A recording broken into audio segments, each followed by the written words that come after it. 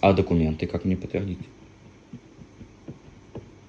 Если у вас все документы были подтверждены в заблокированных профилях, то они там и остаются. Повторно пройти проверку у вас не получится. То есть я больше не могу пользоваться Авито? Никогда в жизни? Полноценно, увы, нет. Ну и как мне выйти из этого положения?